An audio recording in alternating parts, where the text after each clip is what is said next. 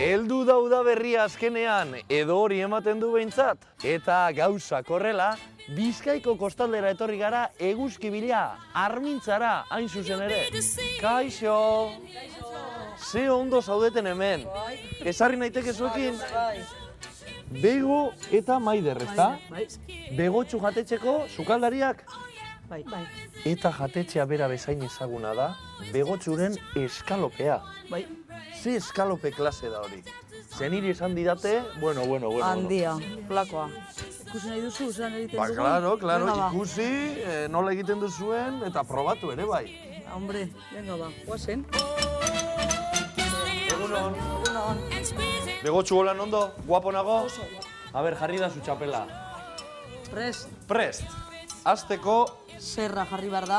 bego zer da Bego hasi da. Ja, kolas bat bezala jarri behar du, aragia. Puzzle bat izango balitz bezala, ezta? Hori da, gutxi gora bera. Beraz, aragi zerra diferenteekin, Bai, eta tamaina egingo dugu diferente. eskalope erraldoi bat. Hori da. Txal aragia, behi aragia. Bai. Hortxe lehenengo kapa dago, ja. Orain, jartzen dugu gazta. Hola, bata bestearen alboan. Asteburu batean egiten ditu igual 40 edo 60 eskalope. Marka da gero, Zenbat pisatzen du honek? 2 kilo. 2 kilo inguru. 2 kilo inguru. 2 kiloko eskalopea. Ni ere zikinduko naiz. Eta ez da apurtzen, Ez da apurtzen. Orain gainetik bota, ogi birrindu edo pan raiau. Hori da. Ikusi, sartagianen tamaina, Hauxe da momentu kritikoa, Hori da, hau da zailena da, Hau da zailena. Bai. Epa, Eta sartu behar da guztiz.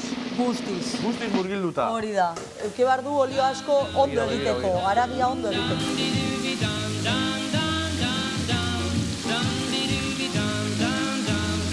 Da zenbat jenderen artean jaten dute normalean eskalope hau? Lau, bost. Lau bost sei, personentzat, Eta 6, bai. gose handiarekin datorren persona bakarrarentzat ere bai, izan Bai, daiteke. bai. Hortxe, patata frigituak. Gure gaurko artelana. Hemen, ez beste inon, Armintzako begotxu jatetxean. Ai, ama! Eskerrik asko, Ester. Eskerrik asko. Begiek ere dirdir egiten digute. Apura, bildurra apura bat daukate, Lagunok, bago hementxe geldituko gara, eskalope honi agina sartu, da ia bukatzen dugun, ez da erraza izango, baina alegin egingo dugu.